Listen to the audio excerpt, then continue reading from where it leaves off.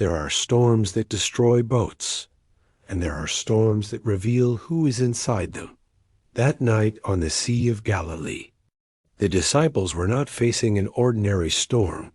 That many of them had spent their entire lives on those waters. They knew the wind. They knew the waves.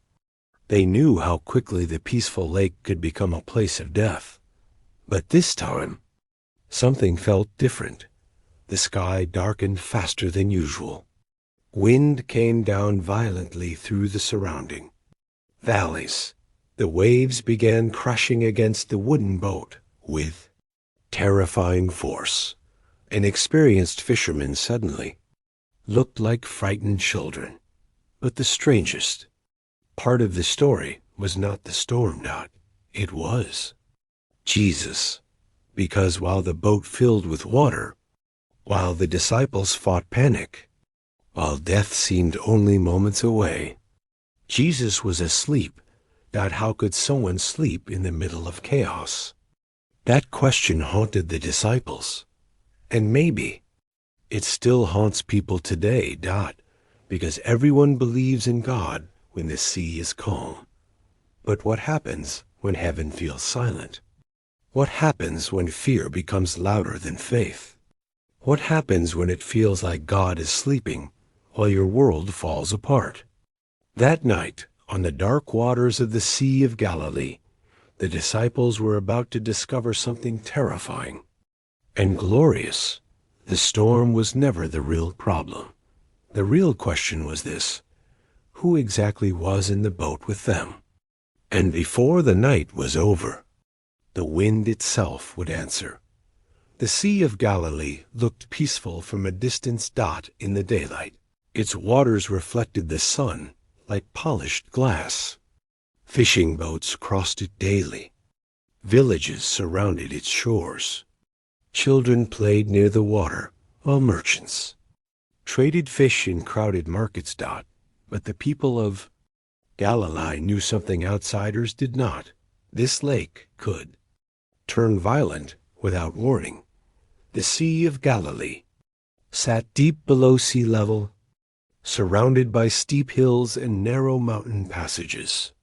Cold air would rush down suddenly through the valleys and collide with the warm air above the water. And in moments, calm skies became deadly storms. The fishermen respected the sea, not because they were weak, but because they understood how powerless a man becomes when nature decides to fight back. Among the disciples were men who had grown up on these waters. Peter knew this sea. Andrew knew it. James and John had worked these boats since childhood. Beside their father Zebedee, this was their world. They knew how to read the wind. They knew how to navigate rough currents. They knew how to survive storms, or at least they thought they did. Earlier that day, Jesus had been teaching massive crowds near the shore. People pressed against him from every direction. The sick wanted healing. The broken wanted hope. The religious leaders watched him with suspicion. Hour after hour, he taught about the kingdom of God. By evening, exhaustion covered the faces of the disciples. Even Jesus, in his humanity, was physically tired. And then he said something simple: "Let us go over to the other side." It sounded ordinary, but the disciples had already learned something about Jesus. Nothing was ever truly ordinary when he spoke. The other side of the lake was not just another destination. Beyond those waters lived Gentile regions, places many Jews avoided, unclean territories, foreign culture, spiritual darkness. And yet Jesus was leading them there. The disciples untied the boat from the shore. The wood creaked softly beneath their feet as the vessel drifted away from land. At first, everything seemed calm. The sound of water touched the sides of the boat gently. The evening air cooled the heat of the day. Some disciples probably believed this would be a peaceful crossing, but far above the lake, unseen winds were already moving through the mountains, and before long, the men who spent their lives mastering the sea would realize something terrifying. They were completely out of control, and the deeper the boat moved into darkness, the more dangerous the night became. Not at first. It was only the wind, a sudden gust cutting across the water, and another. The disciples looked around instinctively. Experienced fishermen always noticed changes in the air. The surface of the sea began trembling beneath the growing pressure of the storm. The peaceful crossing was disappearing. Fast. Clouds swallowed the moonlight above them. Darkness spread over the Sea of Galilee like a heavy curtain. The temperature dropped. The wind became colder, sharper, more aggressive. And then the waves came. One crashed against the side of the boat. Then another. And another. Within moments, the sea exploded into chaos. The little fishing vessel rose violently and slammed back against the water. Wood groaned under pressure. Ropes snapped against the mast. The disciples grabbed whatever they could to keep balance. Water poured into the boat. Peter shouted instructions over the roar of the storm. Andrew tried controlling the direction of the vessel. James and John fought to keep the boat from turning sideways against the waves, but the storm kept growing stronger. This was no ordinary weather.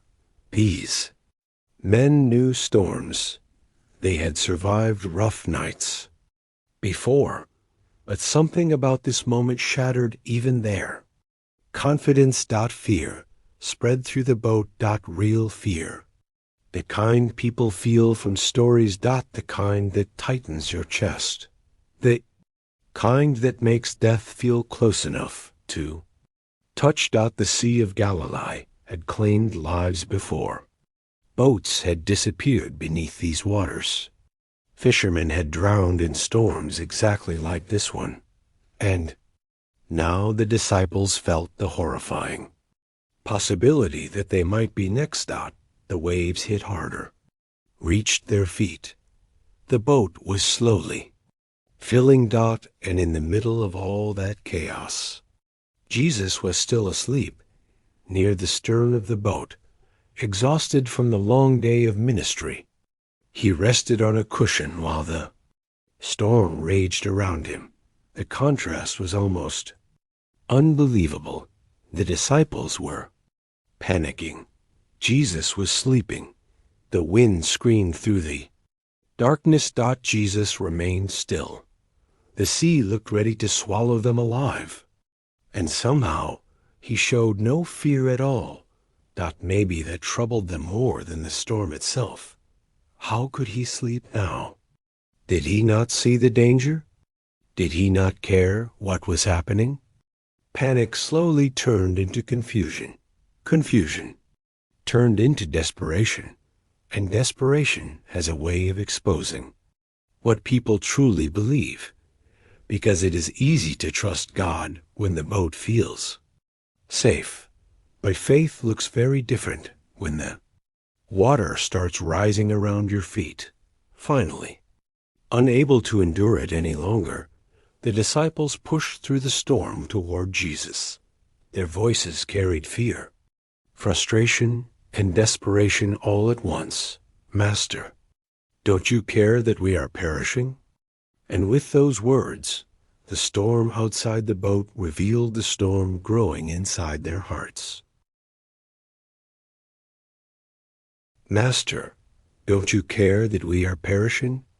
The words came out soaked in panic, not calm, not controlled, not full of faith. These were men terrified of dying. The disciples had seen Jesus heal the sick. They had watched demons obey him. Asterisk, they had listened. To him teach with an authority, unlike any rabbi in Israel. Asterisk, but now, in the middle of the storm, fear was speaking louder than memory. And fear has a strange power. It can make people forget miracles they witnessed with their own eyes. Asterisk, the boat shook violently beneath them. Waves continued crashing over the sides. The sound of the storm swallowed almost every other noise around them. Asterisk, and still, Jesus slowly opened his eyes. No panic, no confusion. Asterisk, no fear, only complete calm. Imagine the scene for a moment. Asterisk, the disciples were expecting urgency. Asterisk, maybe even alarm. Asterisk, but Jesus rose with the quiet confidence of someone who was never truly threatened by the storm in the first place. Asterisk, because while the disciples saw chaos, Jesus saw something entirely different. To them, the storm looked bigger than their survival. Asterisk, to him, the storm was already temporary. Asterisk, and that changes everything. Asterisk, one of the most revealing details in this story is not the power of the wind. Asterisk, it is the condition of the disciples' hearts. Asterisk, they did not say, asterisk, Lord, save us because you are able. Asterisk, instead, they questioned his care. Asterisk, don't you care? That question has echoed through human history ever since. People ask it in hospital rooms, in moments of loss, in seasons of silence. Asterisk, in nights where heaven feels distant. Asterisk, God, do you even care? Asterisk, but the disciples were about to learn something unforgettable. The silence of Jesus never meant the absence of Jesus, even sleeping. He was still in the boat. Asterisk, even quiet. He was still Lord over the sea. Asterisk, the storm had not removed his authority. Asterisk, the waves had not weakened his power. Asterisk, the darkness had not changed who he was. Asterisk, and sometimes people only discover that truth when everything around them begins falling apart. Asterisk, Jesus stood up fully now inside the boat. Asterisk, the wind still roared. Asterisk, the sea still crashed violently around them. Asterisk, the disciples watched him through fear-filled eyes. Asterisk, and then everything changed. Asterisk, because the next words spoken into the darkness would reveal something the disciples were not fully prepared to understand. Asterisk, they were not standing beside merely a teacher. Asterisk, they were standing beside someone creation itself recognized. Asterisk, the storm was still raging. Asterisk, waves crashed against the boat with violent force. Wind tore across the Sea of Galilee like an invisible beast unleashed into the night. The disciples held on to the edges of the vessel, bracing themselves against every impact. Asterisk, and in the center of that chaos, Jesus stood, soaked by rain, surrounded by terrified men, face calm, while the world around him seemed completely out of control. Asterisk, then he looked toward the storm, not with fear, not with uncertainty. Asterisk, but with authority. This is what makes the moment so powerful. Jesus did not pray for the storm to stop. Asterisk, he did not ask heaven for permission. He spoke directly to the wind and the sea themselves. Peace, be still. Asterisk, in the original language carried through the gospel accounts. The command holds the force of a rebuke. It was not a suggestion. It was authority speaking to creation. Asterisk, and instantly. The wind stopped. Not slowly, not gradually. Immediately. Asterisk, the roaring air disappeared. The violent waves lost their strength. The sea that moments earlier looked ready to devour them suddenly became still. Asterisk, completely still. The transition must have felt almost unreal. 1 second. Chaos. The next second, silence. Only dripping water remained. The disciples stood frozen, breathing heavily, clothes soaked, hearts pounding, asterisk and all around them. The Sea of Galilee rested in unnatural calm beneath the dark sky. Asterisk every fisherman on that boat understood how impossible this was. Asterisk storms do not stop instantly. Waves do not obey human voices. Nature does not. Surrender to men. Asterisk, but that night, it surrendered to Jesus. And this is where the story becomes even deeper. In the scriptures of Israel, the sea represented power beyond human control. The ancient Jewish mind associated the raging waters with chaos, danger, and forces only God himself could rule over. The Psalms declared that God alone calmed the roaring seas. Yet here, standing inside a small fishing boat in the middle of the night, Jesus did exactly what only the God of Israel was said to do. Asterisk, without ritual, without effort, without fear. Asterisk, the storm obeyed him because creation recognized its creator. Asterisk, and suddenly, the disciples realized they were dealing with something far greater than they originally imagined. Asterisk, moments earlier, they feared the storm. Asterisk, now. Another kind of fear entered the boat, a deeper fear, because if the wind obeyed this man, asterisk, who exactly was standing among them? Silence covered the Sea of Galilee, not the peaceful silence of an ordinary night. Asterisk, this silence felt heavy, almost sacred. The disciples stared at the calm water around them, struggling to understand what they had just witnessed. Only moments earlier, they were certain they were going to die. Now the sea rested quietly beneath the boat, as if the storm had never existed. Asterisk, but inside the disciples, another storm had begun.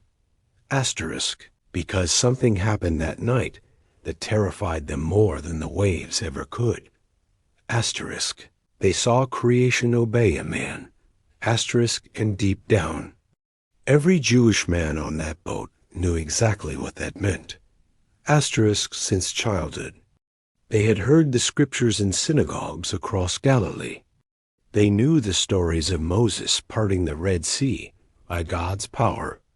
They knew the Psalms describing the Lord ruling over the waters. But this was different. Jesus had not called upon God for help. He himself commanded the storm, and the storm listened. Asterisk, the disciples slowly looked at one another in disbelief. Asterisk, no one knew what to say yet. First. Asterisk, how do you explain a moment like that? Asterisk, how do you process seeing nature submit itself instantly to someone standing beside you? Then came the question that changed everything. Who then is this, that even the wind and the sea obey him? That question became the center of the entire night. Not the storm, not the waves, not the fear of death. The real purpose of the storm was revelation. The disciples thought they knew Jesus. Asterisk, but there is a difference between following Jesus and truly understanding who he is. Asterisk, up until now, many still saw him primarily as a teacher, a miracle worker, a rabbi sent from God. Asterisk, but little by little, the truth was becoming impossible to ignore. Asterisk. This was more than a prophet, more than a wise teacher. The authority inside that boat belonged to someone far beyond ordinary human understanding. Asterisk, and this explains something important about the storms people face in life. Asterisk, sometimes the greatest transformation does not happen when the storm disappears. Asterisk, sometimes it happens when people finally see who God truly is in the middle of it. The disciples entered the night afraid of drowning, but they left the night confronting a far greater reality. The one sleeping in the boat possessed authority over creation itself, and yet the journey was not over. Asterisk, because Jesus had not crossed the Sea of Galilee simply to calm a storm. On the other side of the lake, another confrontation was waiting, one even darker than the sea. The boat continued moving through the darkness. Asterisk, but now the disciples sat in stunned silence. No one argued, no one questioned the wind anymore. Asterisk, even the sound of the water against the boat felt different after what they had witnessed. Asterisk, moments earlier, they feared the storm. Asterisk, now they feared the possibility that they still did not fully understand the man sitting among them. Jesus remained calm, as if commanding the sea was no more difficult than speaking to a child. And that detail mattered, because throughout the scriptures, power like this belonged only to God. Asterisk, the pagan nations surrounding Israel feared the sea because it represented uncontrollable chaos. Sailors prayed to false gods for protection. Entire cultures built myths around the terror of the waters. Asterisk, but the God of Israel stood above the chaos. Asterisk, and now Jesus had done the same. Asterisk, the disciples were beginning to realize something that would slowly transform their lives forever. Asterisk, the authority of Jesus was not limited to sickness. Not limited to teachings, not limited to demons. Asterisk, even nature itself answered to him. Asterisk, the boat drifted closer toward the eastern side of the Sea of Galilee, toward the region of the Gerasenes, a Gentile territory avoided by many Jews. Was not the religious environment of Jerusalem or the familiar fishing villages of Galilee. This was foreign land, unclean land. Asterisk, Ramon. Influence dominated the region. Pagan practices filled many surrounding areas. To faithful Jews, crossing into Gentile territory carried tension, discomfort, even fear. But Jesus moved toward darkness instead of away from it. That alone says something powerful about his mission. Asterisk, while many religious leaders stayed where they felt safe, Jesus crossed storms to reach broken people others avoided. Asterisk, in waiting on that shore was a man. No one else could help. Asterisk, a man isolated among tombs, a man consumed by torment, a man society had abandoned completely. Asterisk, the disciples did not know it yet, but the storm on the sea had only been preparation. Asterisk, because soon they would witness another kind of power. Asterisk, not the power of nature, the power of spiritual darkness. And once again, they would discover that nothing, absolutely nothing, stood above the authority of Jesus Christ. Asterisk, by the time the boat reached the shore, the disciples were no longer the same men who had left Galilee earlier that evening. Asterisk something. Inside them had shifted. Asterisk the storm had exposed there. Fear. Asterisk. But it had also revealed the glory standing beside them the entire time. Asterisk, and maybe that was the true purpose of the night. Asterisk, because Jesus never wastes a storm. Asterisk, the disciples thought the greatest danger was the wind. Asterisk, but the real battle was happening inside their hearts. Fear, doubt, uncertainty. Storm revealed all of it. Asterisk, and sometimes God allows people to enter situations they cannot control, so they finally understand who truly is in control. Asterisk, that night on the Sea of Galilee became more than a miracle story. Asterisk, it became a revelation. The waves obeyed him. The wind obeyed him. Asterisk, creation itself recognized his authority. Asterisk, but the disciples were still learning to trust him. Asterisk, and honestly, so are many people today. Asterisk, everyone wants miracles. Everyone wants calm seas. Everyone wants peace. Asterisk, but few people realize that some of the deepest revelations of God only happen in the middle of storms. Asterisk, because when life feels stable, people often trust themselves. Asterisk, but when the boat starts sinking, suddenly every human illusion of control disappears. Asterisk, that is exactly where the disciples found themselves. Helpless, afraid, powerless. And it was there, in weakness, in fear, in total dependence, that they witnessed the true identity of Jesus more clearly than ever before. Asterisk, not merely a teacher, not merely a prophet, but the one whom even creation obeys. Asterisk, and maybe that is why this story still speaks across generations. Asterisk, because every person eventually faces storms they cannot stop. Asterisk, moments where fear feels stronger than faith. Asterisk, moments where heaven seems silent. Moments where God appears distant. But the story of the Sea of Galilee reminds humanity of something unforgettable. Asterisk, Jesus may seem silent for a moment, but he has never lost authority over the storm. Not then, not now. And the same voice that spoke peace over the sea still has power to speak peace into human hearts. Asterisk, the disciples would remember that night for the rest of their lives. Asterisk, not because they survived storm.